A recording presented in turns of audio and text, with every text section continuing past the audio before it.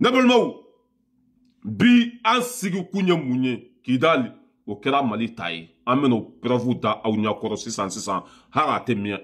n'an bɔra yen nɔ min ye gɛmu sɔrɔ ale taara a yɛrɛ sɔrɔ Niger an bɛ waati min na komi c'est à dire an bɛ don min na komi bi Alassane Dramane Ouattara pompe taara ta kunu a ka so i y'a faamuya b'a la a bɛ dɔgɔtɔrɔso la parce que a ye gɛmu sɔrɔ sigilen ye min ye Abdramane Tchani kɛrɛfɛ crise y'a minɛ a bɔra ka bin u taara n'a ye dɔgɔtɔrɔso la an bɛ dugawu kɛ Alassane ye Ala ka hinɛ a la ka dayɔrɔ sumaya a y'an kɔ kiti min na Ala ka nɔgɔya n'a tɛmɛna ka bɔ yen nɔ an bɛ taa Ghana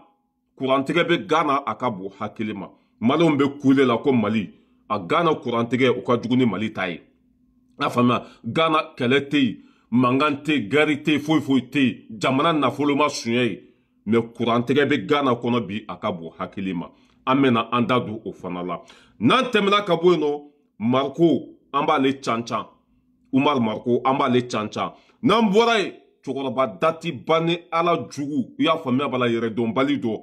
ale fana bɛ ka Asimi dɛmɛbagaw k'olu bɛɛ danga an bɛna ale kumakan k'a la ka sɔrɔ k'a ko n'a kala k'a tigɛ ka bɔ yen wala o de ye an sigi kunba ye an fa jara k'i fɔ k'i wale ɲuman dɔn Sekina Kɔnare an ka foli b'aw bɛɛ lajɛlen ye partager maximum bi kunnafoni duman baden de bɛ yen ne balimaw bi ye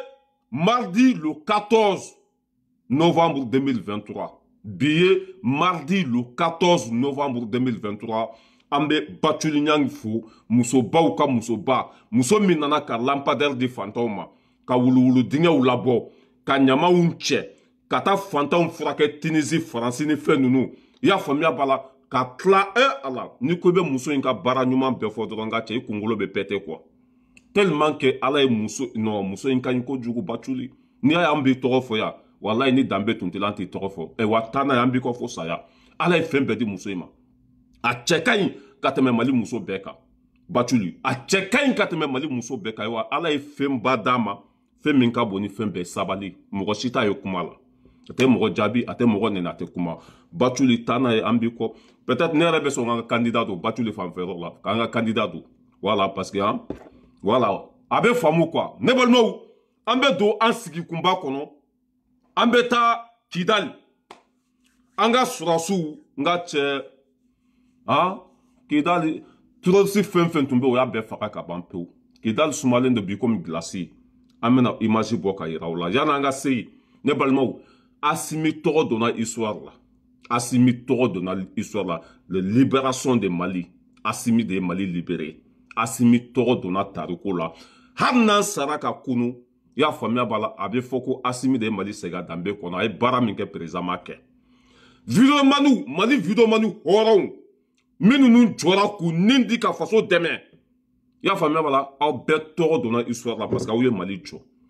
mɔgɔ minnu bɛna don an ka direct kɔnɔ ka commentaire ni fɛnw kɛ aw bɛɛ lajɛlen tɔgɔ donna histoire la Mali territoire bɛɛ kɛra an ta ye bi wa aw ye Mali jɔ fo ka diɲɛ dugukolo meleke aw tɔgɔ tɛ bɔ histoire la mɔgɔ minnu bɛ video commenter o mɔgɔ minnu b'a partager o mɔgɔ minnu bɛna lamɛnni kɛ o aw bɛɛ lajɛlen de tɔgɔ donna histoire la an bɛɛ ye Mali jɔ Mali kɛra an ta ye grâce à qui fasoden ɲumanw k'aw fo dan tɛ foli min na an bɛ waati min na komi bi Makuran bɛ kasi la a ka bon hakili ma ka da kun jumɛn kan olu ye san 10 ni kɔ kɛ Mali kɔnɔ o ma se ka hali Bamakɔ libéré kuma ma se Segu ma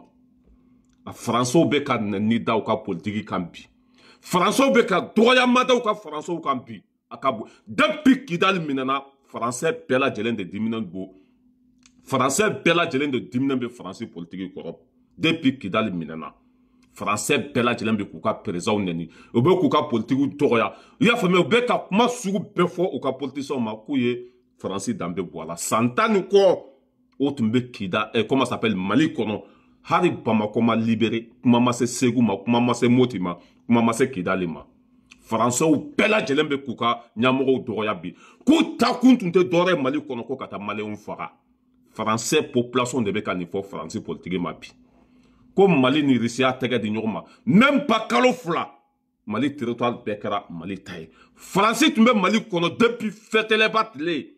i y'a faamuya b'a la ko foyi ma se ka ɲɛnabɔ joli bɔn fara joli bɔn kan tɔɔrɔ fara tɔɔrɔ kan ɲani fara ɲani kan ko b'a yira k'a fɔ faransi yɛrɛ tun ye kojugu ye maliyɛnw bɛ ka fɛn fɛn fɔ faransi ma k'a bɛɛ lajɛlen tiɲɛ de ye faransi population de bɛ ka nin fɔ y'a faamuya b'a la faransɛw ma bi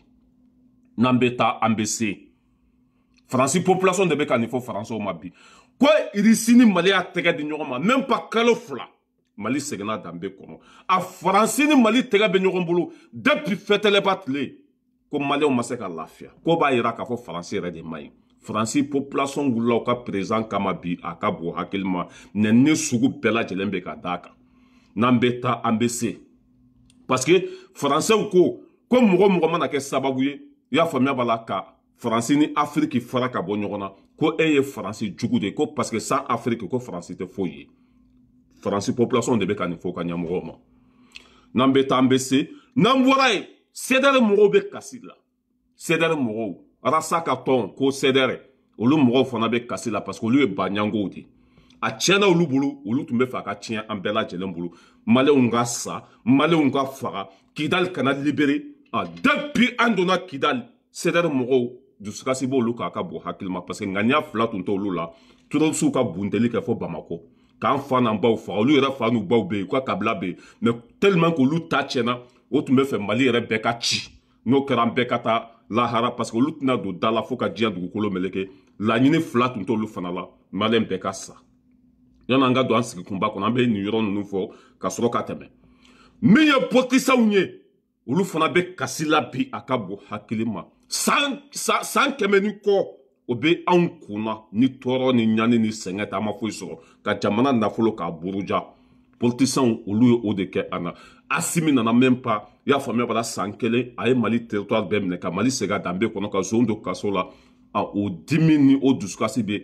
politisiyɛnw fana kan parce que ni Asimi ye baara ɲuman kɛ dɔrɔn olu bɛ kumasulu ni malo de sɔrɔ ni Asimi ye baara ɲuman kɛ dɔrɔn politisiyɛnw bɛ kɛ samiyabo de depuis a fɔra k'an ye Kidali minɛ politisiyɛnw fana bɛ kasi la bi a ka bon hakili ma an bɛ dugawu kɛ aw ye ala ka hinɛ aw la fasoden jugu mɔgɔ fɛn fɛn bɛ faso contour la bi depuis an donna Kidali kɔnɔ i y'a faamuya b'a la dabu ye sunɔgɔ t'u ye parce que laɲini fila tun t'olu la Asimi ka dɛsɛ anw vidéomaniw ka dɛsɛ ça veut dire anw bɛ ko o ko la ala k'o ko ninnu tiɲɛ u ka ala deli n'u ka baara jugu n'u ka fɛn bɛɛ lajɛlen u ŋaniya tun ye nin de ye quoi mais ala ma barika don u la a bi dusukasi b'o kan bi a ka bon hakili ma depuis a fɔra ko an donna Kidali fasoden jugu ala jugu a bɛɛ lajɛlen bɛ fɔrɔntɔ la mais an bɛ dugawu kɛ ala ka hinɛ u la ne balimaw an bɛ tɛmɛ ka bɔ yen nɔ an bɛ don an sigi kunba kɔnɔ an ye Kidali y'a faamuya b'a la ka yen kɛ Mali ta ye bilahi ka yen kɛ Mali ta ye an bɛna o dalu yira u la turɔsi fɛn fɛn tun bɛ yen an y'a bɛɛ bɔ baara la a ye an ka jɛ an ka lamɛn ɲɔgɔn fɛ. Memara Kidal, mesdames et messieurs, bonsoir et bienvenue dans la grande édition de ORTM 1, une édition que nous commençons avec la progression des femmes à Kidal. La vigilance des forces armées maliennes a permis de détruire un blindé de la munissement bourré d'explosifs détenu par les terroristes ce lundi au cours de leur avancée vers Kidal. Les femmes rassurent les populations que les mouvements s'effectuent avec professionnalisme. Retour sur une journée d'opération avec Ibrahima Traoré. Région de Kidal, face à la puissance de feu des FAMA, les dernières poches de résistance des groupes armés terroristes tombent les unes après les autres. Les forces armées maliennes continuent de débusquer les terroristes aux abords de la ville de Kidal. Ce mouvement des FAMA a repris plus tôt dans la journée au sol et dans les airs. Une opération aéroterrestre qui a permis de déjouer sans difficulté majeure une série d'embuscades de la coalition des groupes armés terroristes dans les zones accidentées de la région. La précision des frappes est sans commentaire.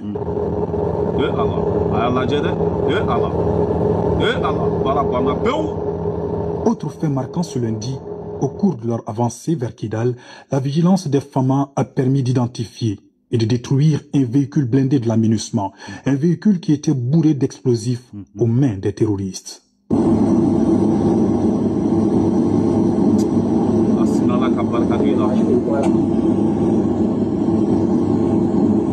Cette opération stratégique en cours dans la région de Kidal vise la restauration de la souveraineté de l'État sur l'ensemble du territoire national.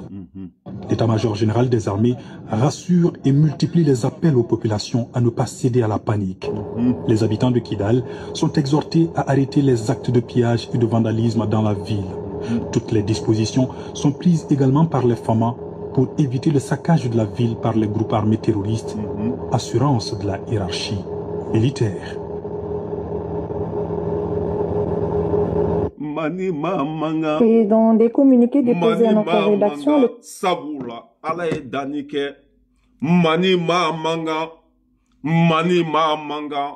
ne balmo ala ka barka do asimina an b'a fɔ ko alhamdulilahi rabbil alamin Kidali an ka sɔrɔsiw bɛɛ u bɛ k'u ka sɛ woro ɲimi u lafiyalenba u hakili sigilen komi ŋɔmiyirana mɔden ka Mali territoire bɛɛ segin a danbe kɔnɔ ka Mali territoire bɛɛ kan ta ye tɔrɔsi fɛn fɛn tun bɛ k'a bɛɛ kun ci k'a bɛɛ dafara i y'a faamuya wala population k'olu furakɛ o bɛɛ hakili n ko ala ka barika do fasoden ɲuman bɛɛ lajɛlen na ala ka barika do mɔgɔ fɛn fɛn ye wuli ka jɔ kɛ walasa maliyɛnw ka lafiya ala ka barika do a bɛɛ la aw ka kɛlɛ a ye nɔ bɔ a ye wale ta a ye kɛlɛ gagné a ye Mali jɔ ne balimaw pɛrɛfu filɛ dɛ la ville de Kidal MINUSMA taara ka blindé fɛn fɛn to an y'a bɛɛ jeni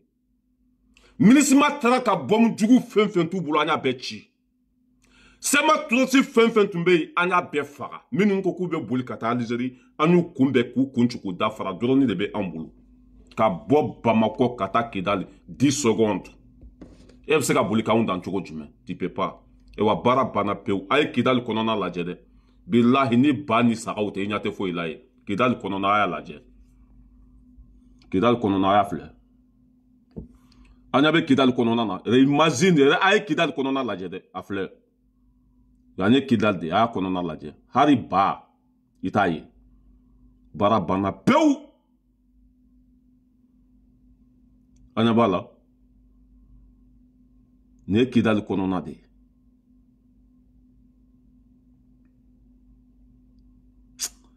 ala Asimi Goyita jigitigiw masa Kidali kɔnɔna filɛ ni ba ni sagaw tɛ ɲɛ tɛ foyi la on y va là. Sema Turoti a bɛɛ sara an y'a bɛɛ faga Sema Turoti an y'a bɛɛ faga a bɛɛ an y'a bɛ Kidali kɔnɔna na foyi tɛ yen Kidali kɔnɔna foyi tɛ yen n'an ka sɔrɔsiw tɛ population bɛɛ han nka cɛw tɛ kelen ye walayi ni ye denw feere sɔngɔ kelen na mɔnɛ bɛ dɔ ba faga ni Asimi tun ma na sisan tun tɛ Mali sɔrɔ ye ni Asimi tun ma na sisan b'a sɔrɔ y'an bɛɛ faga ka ban pewu grâce à Asimi Kidali kɛra Mali ta ye ne balimaw pɛrɛfu filɛ dɛ an y'o de fɔ depuis le 3 novembre an ka sɔrɔsiw tun bɛ Kidali depuis le 3 octobre an ka sɔrɔsiw tun bɛ Kidali baara banna pewu MINUSMA ka fɛn filɛ blindé filɛ MINUSMA ka blindé filɛ an y'a bɛɛ kɛ buguri ye minan jugu tun ye nin fa bɔmu jugu de la ka nin fa bɔmu jugu ba la k'u b'a boli ka ɲɛsin an ka sɔrɔsiw ma i y'a faamuya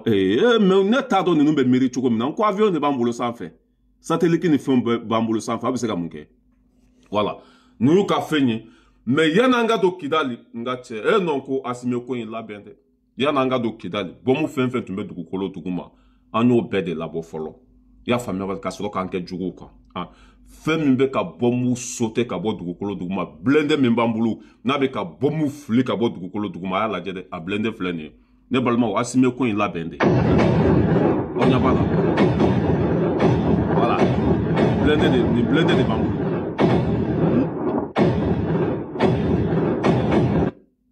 ɲɛ b'a la nin blindé in an ka cɛ bɔmu fɛn fɛn donna juguw fɛ o ye mini fɛn fɛn don dugukolo duguma an y'a bɛɛ sauter ka bɔ yen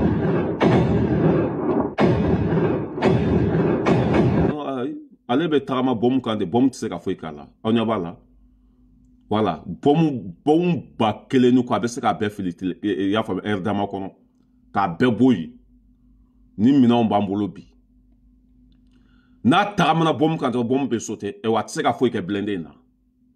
Asimi Goyita a ye ko in bɛɛ de labɛn nka cɛ an ka sɔrɔsi hakɛ min bɛ Kidali kɔnɔ bi hali a ɲɔgɔn tɛ Kati sɔrɔsi hakɛ min b'an bolo Kidali hali a ɲɔgɔn tɛ Kati bɛɛ k'i hakili sigi baara banna Kidali kɛra Mali ta ye anga surasu be Kidal kono bi beki hakili sigi komi ngomirana mode Kidal kera malita mben kali alala ala minka bonga kalima wallahi Kidal kera malita mbe sega ka mben kali alala ala minka bonga kalima Kidal kera malita beki hakili sigi komi ngomirana mode bara bana pewu ras balaira de l'homme tranquille depuis Paris halal dombe koko la be barka do ala muso ɲuman denw be koko de la ala be barika do ala muso minnu sabala furu kɔnɔ ka muɲu furu kɔnɔ olu denw mana do koko la u b'a ɲɛnabɔ fɛn fɛn mana kalifa o denw na bilahi u b'a minɛ ka ɲa Asimi Koyita n'a dɛmɛbagaw a bɛɛ muso ɲuman denw n y'o de fɔ n ko da bɛ CDR mɔgɔw ye bi i y'a faamuya bala sunɔgɔ t'u ye olu ka ala deli tun tɛ foyi ye maliyɛn bɛɛ ka sa Macron ka ala deli tun tɛ foyi ye turosiw ka taa Bamakɔ minɛ politisiyɛn minnu y'an faso ci k'an ka nafolo suɲa Bubu Sise n'a ɲɔgɔnnaw olu tun ka ala deli tɛ foyi ye maliyɛn bɛɛ ka sa mɛ ala tɛ aw sago kɛ a ka fɔ an balimaw ye Kidali ko banna pewu n ye Kidali dugu kɔnɔna yira u la hali sɛ y'i t'a ye Sema Turoti bɛɛ ye yen bila bɛɛ kɔni b'a dɔn ko Kidali tun tɛ tan Kidali de kɔnɔna filɛ nin bɛɛ b'a dɔn ko Kidali tun tɛ tan a filɛ an ye ka yen bɔ baara la pewu bilahi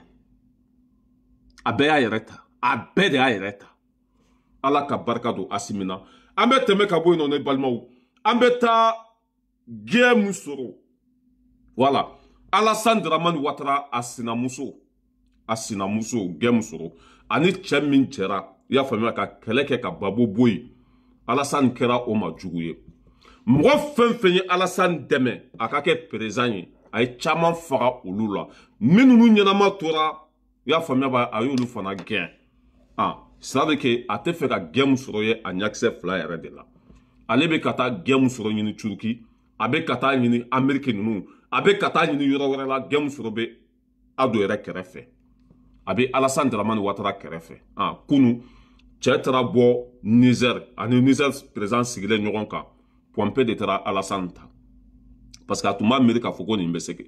ka kɛ a tun b'a miiri k'a fɔ gɛn min sɔrɔ bɛ se ka dusu ta i y'a fɔ ka segin ka taa Afiriki a tun b'a miiri k'o bɛ se ka kɛ quoi a ɲa dara ni image in kan Pompé de taara Alassane ta an bɛ waati min na komi bi a bɛ dɔgɔtɔrɔso la o bɛ ka sɔrɔmu ni fɛnw gɛngɛ a la parce que a y'a dabaliya ban quoi nin kɛra a ma surprise de ye quoi a tun b'a miiri k'a fɔ ko nin bɛ se ka kɛ quoi gɛn min sɔrɔ fila kɛrɛfɛ Côte d'Ivoire ni Niger tɛ foyi bɔ mais a tɛ se ka taa minɛ parce que ani Niger man di bi ani Mali man di bi ani Burkina man di n'a ko k'a bɛ taa gɛn min sɔrɔ minɛ i y'a faamuya b'a la o ye Alassane ka ko bannen de a tɛ se ka kɛ yɛrɛ voilà a bɛ komi ji sigilen filɛ i kɔrɔ mais minɔgɔ bɛ ɲini k'i faga ji sigilen filɛ nin i kɔrɔ mais minɔgɔ bɛ ɲini k'i faga o de kɛra Alassane ta ye gɛn min sɔrɔ bɛ Niger kɔnɔ bi ani Abdourahmane Tiani. L'ancien Premier ministre, ancien président de l'Assemblée nationale de la Côte d'Ivoire, Guillaume Soro, séjourne à Niamey, où il a été reçu en audience par le président du Conseil national pour la sauvegarde de la patrie, chef de l'État, le général de brigade Abdourahmane Tiani. Guillaume Soro est venu présenter ses civilités et sa reconnaissance au peuple nigérien qui est sa seconde patrie, au chef de l'État pour son hospitalité. Donc ce sont des mots d'abord de gratitude à l'endroit de ce peuple valeureux, vaillant. Ensuite, à travers et au-delà de ce peuple, aux dirigeants, n'est-ce pas, de la transition, au président de la transition qui m'a reçu avec beaucoup d'amitié, avec beaucoup de considération et de respect. Comme quoi on n'est jamais prophète chez soi. Et donc cette attention particulière manifestée par le président me réjouit au plus haut point. Ne balimaw nin y'a tɔɔrɔ ka tɛmɛ fɛn bɛɛ lajɛlen de ka diɲɛ kɔnɔ o de la a sina ka keren quoi nin y'a tɔɔrɔ ka tɛmɛ fɛn bɛɛ kan gɛn min sɔrɔ ka ye Niger kɔnɔ non o ma se ka ko a la quoi a ma se ka supporter quoi fo a bɔra ka bin u taara n'a ye an bɛ don min na komi bi a bɛ dɔgɔtɔrɔso la an bɛ don min na komi bi i y'a faamuya b'a la a bɛ dɔgɔtɔrɔso la nin ma se ka ko a la dɛ i y'a fɔ mɔgɔ min y'i dɛmɛ k'i kɛ fɛn bɛɛ ye a bilala bɛɛ la a ye caman faga a ye Watawu faga ka Bagayogo k'o faga minisiri Gon Kulubali ninnu mɔgɔ fɛn fɛn y'ale dɛmɛ a ye pɔsɔn d'a bɛɛ ma k'a bɛɛ faga Ah, nin ko k'ale tɛ faga de nin ko k'ale tɛ faga a ye ko sugu bɛɛ kɛ nin labana ka sen fa de ka taa tunga la o bɛɛ n'a ta k'a tɛ nin to ye nin filɛ nin ka segin ka taa Afiriki Niger ni Côte d'Ivoire tɛ foyi bɔ mais a tɛ se ka taa minɛ n'i ye se k'a ye bi la a tun bɛ taa nin minɛ mais se t'a ye a tɛ se ah o tora bolo a kirina siɲɛ kelen quoi tension wulila an ka cɛ a bɔra ka bin dugu ma u taara n'a ye dɔgɔtɔrɔso de la sɔrɔmu an bɛ waati min na komi bi sɔrɔmu caman de bɛ ka genge a fari la ye n'i ko dɔ ka su tɛ ko ala t'i ka dugu cɛ an bɛ dugawu de kɛ ala ka hinɛ la k'i dayɔrɔ sumaya i y'an kɔ kiti min na ala ka nɔgɔya ne balimaw an bɛ tɛmɛ ka bɔ yen nɔ an bɛ taa Gana maliyɛn minnu b'a la ko kuran bɛ ka tigɛ Mali kɔnɔ Gana ta ka jugu ni Mali ta ye dɛ Gana ta bɛ kalo kelen kalo fila de kɛ kuran tɛ na gɛrɛ t'u ka jamana na u ka jamana nafolo ma suɲɛ mankan tɛ yen foyi foyi tɛ yen mais kurantigɛ bɛ Gana bi a ka bɔ hakili ma Mali ta ye fitini de ye an ka Gana lamɛn. Les coupures d'électricité générale sont courantes au Ghana, mais celle observée depuis hier jeudi serait, selon les autorités, la pire panne nationale depuis 2 ans. Pendant plusieurs heures, la plupart des régions du Ghana ont été plongées dans l'obscurité en raison du manque de gaz pour alimenter les machines utilisées pour produire de l'électricité. Une situation susceptible de se reproduire à l'avenir, puisque l'approvisionnement énergétique actuel du Ghana est jugé extrêmement malsain, ce qui pourrait conduire à une crise électrique et empirer à cause des difficultés financières que rencontre le pays. La société de distribution d'électricité Ghana Grid Company affirme que l'approvisionnement en électricité des consommateurs dans certaines régions du pays serait réduit en raison de l'approvisionnement limité en gaz de la centrale électrique de Tema, sans toutefois préciser combien de temps il faudrait pour que les choses reviennent à la normale. Voilà. Abena wati mirela mota wati don. Kurambe segin kana wati mina Ghana kono mota wati don. Gazu tu bolo ka barka do Kurana. Foi te Ghana bi ube dibi nkurun de laye. Mane on ankanga ala fo kala barka da. Mko nyanama banga jamana kuno. Solution be ka nyini. Zombe kata kasola. Jamana be ka sega dambe kono. Anganga ni fanga inkele. Amanga ni fanga inkele de. Ani ki ta iba so dota ka juguni tai. Ghana mangante foi te. Me kurante Ghana kono bi. Ankanga ala fo kala barka da. Wati mina Francis sendalembe anga warko kan. Wati mina jinya bebe ka Mali kele. Anga nyamugo chesirlando dobe ka buka sarala. Haru miniji obe ka dobo ala ka di fantoma. Obe dumini minko be ka je ola ka di fantoma.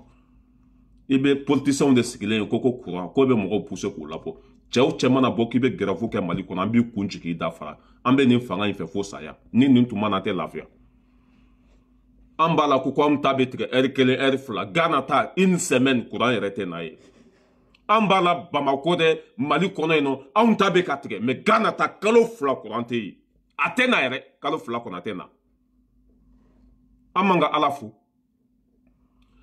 Ane fwa ka dugu bagu nyame depa ngulu na courant te mais sarawa amasade.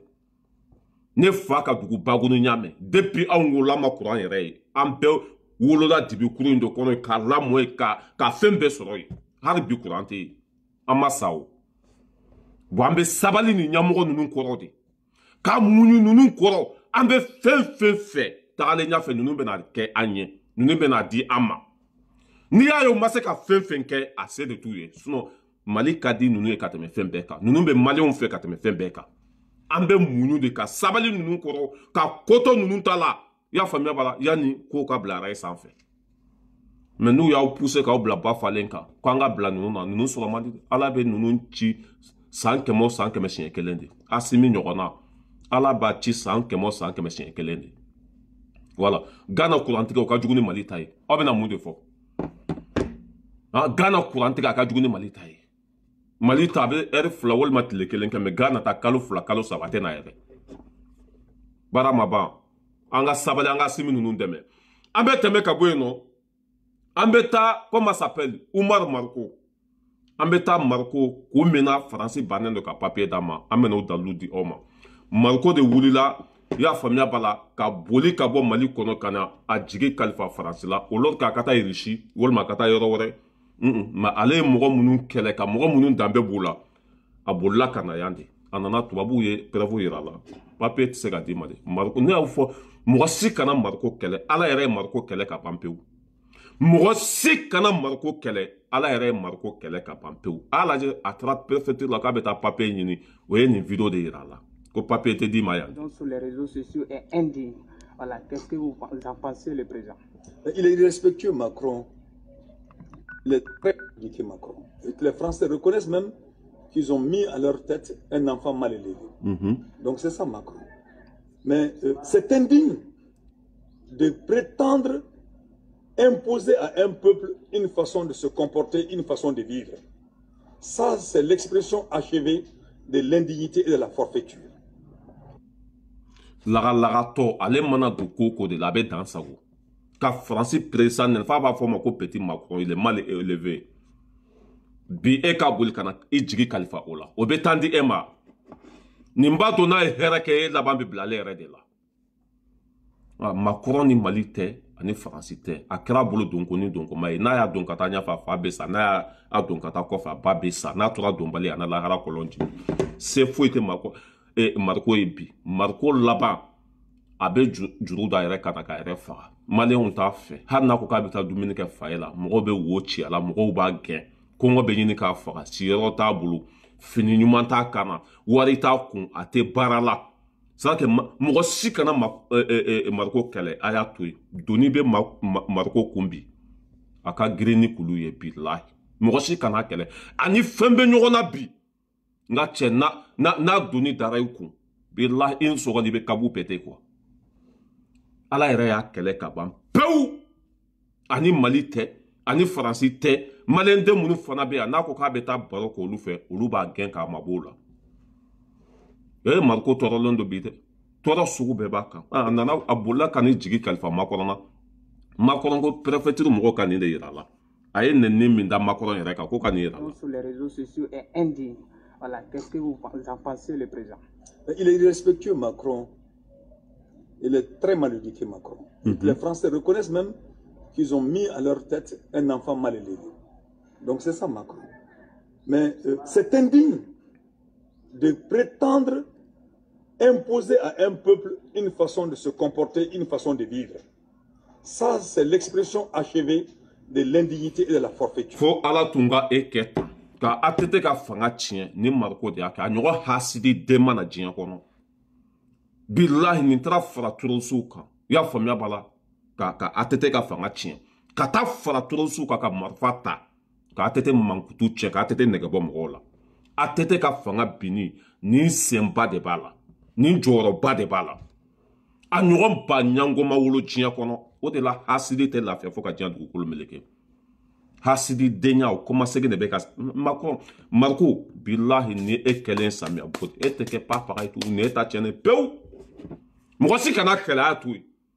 n bɛ min fɔ maliyɛn denw ye mɔgɔ si kana kɛlɛ doni b'a kun bi a ka girin ni kabakolo ye bilahi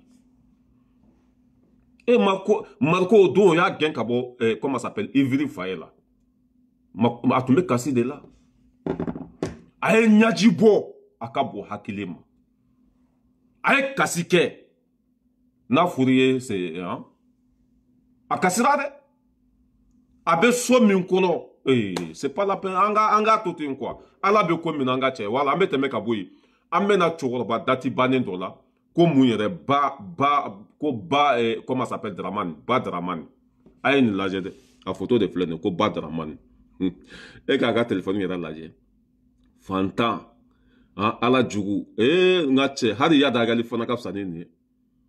hali yadagali ka fisa ni nin ye kuma fɔ Asimi dɛmɛbagaw ma ani Asimi yɛrɛ ma n bɛna k'a la sisan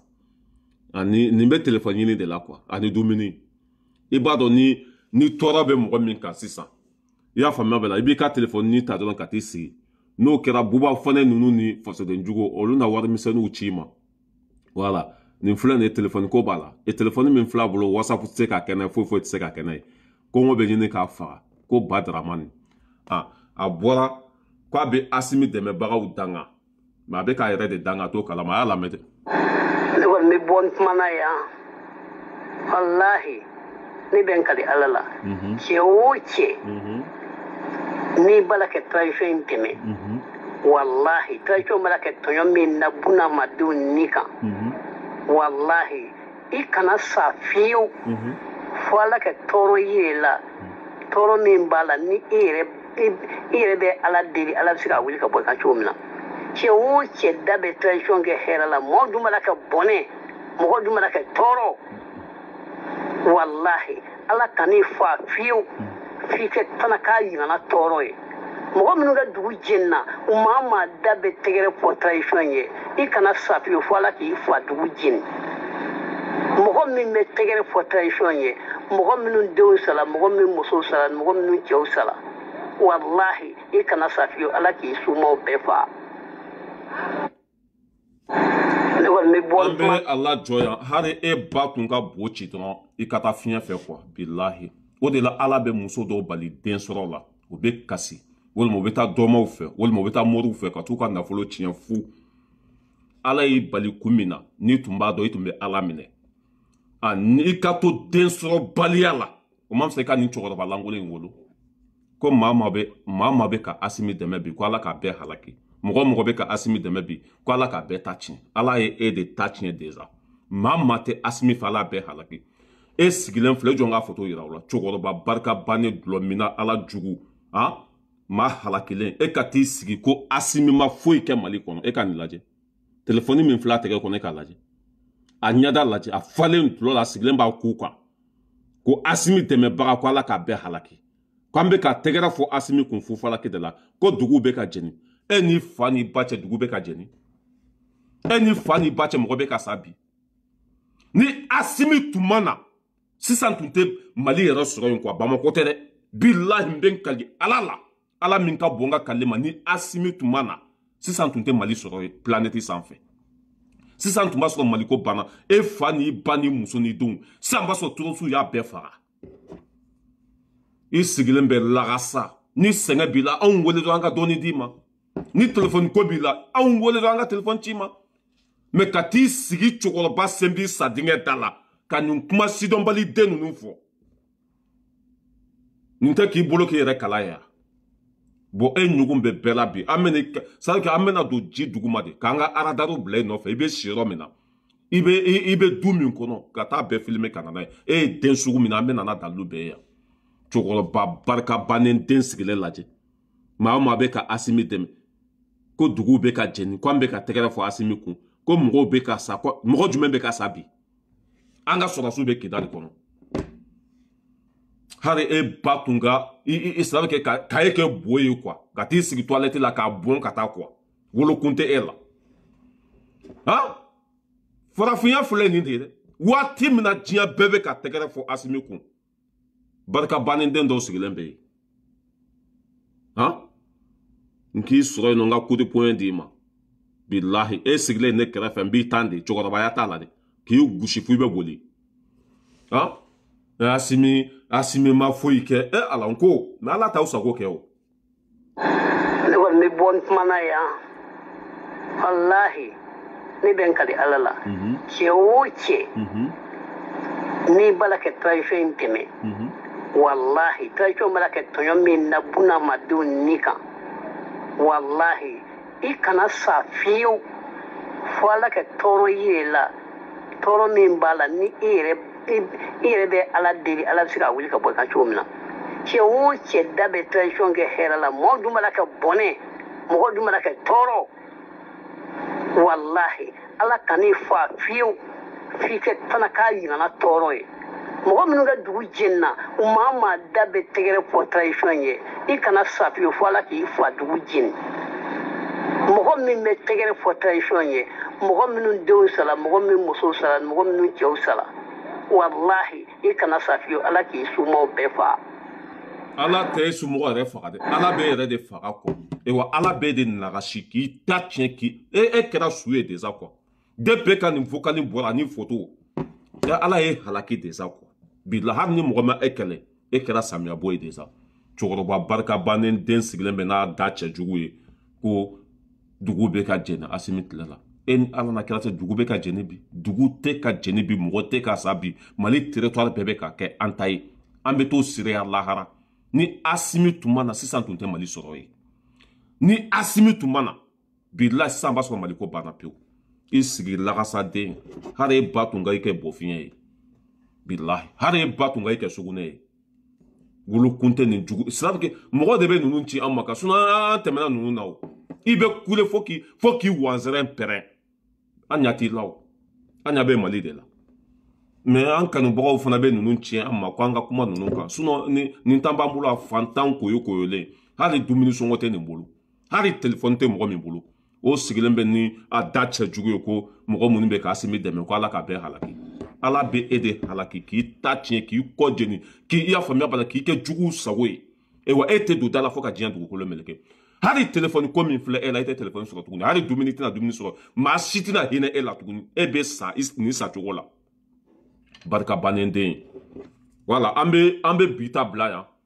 wala ka bi ta bila k'a ɲini maliyɛn den bɛɛ lajɛlen fɛ maliyɛn minnu bɛ Faransi kɔnɔ yan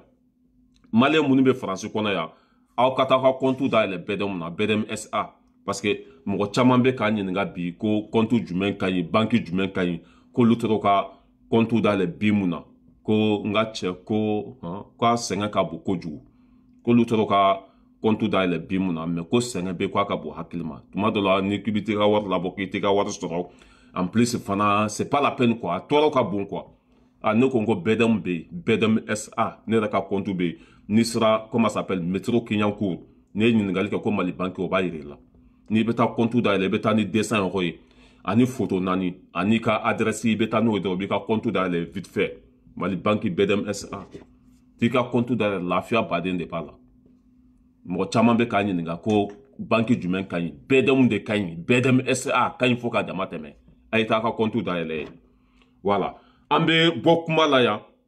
ka a ɲini comment ça s'appelle Bedi ka mɔgɔ fɛ Bedi Dramé ka mɔgɔ fɛ sini an bɛ n'aw kama tuguni k'aw cancan fo k'aw ka bɔ cɛ ka tɔn de kɔnɔ an t'aw bila de an b'aw cancan walasa a bɛ se ka bɔ cɛ ka tɔn kɔnɔ cogo min na wala hakɛtɔ bɛ kuma kɔnɔ Ala ka bi nɔgɔya vive Assimi Goïta vive Sogɛl Kokala Maïga vive Modibo Konɛ vive Sadio Kamara vive Wage vive tous les vidéomans tous les façons de ɲuman mɔgɔ fɛn fɛn wuli ka jɔ kɛ wallahi Ala y'aw ka baara Ala ye barika don a la quoi Mali jɔra grâce à maliden ɲumanw aw fɛn fɛn wuli ka jɔ k'aw bɛɛ folen don wa aw bɛɛ tɔgɔ donna histoire la Kidali bi an bɛ yen Turɔsiw o bɛɛ ye n bila i y'a faamuya minnu ko k'u bɛ boli ka taa Algérie an y'olu bɛɛ faga Turɔsi ko banna Mali kɔnɔ pewu Mali kɛra an ta ye hakɛtɔ bɛ kuma kɔnɔ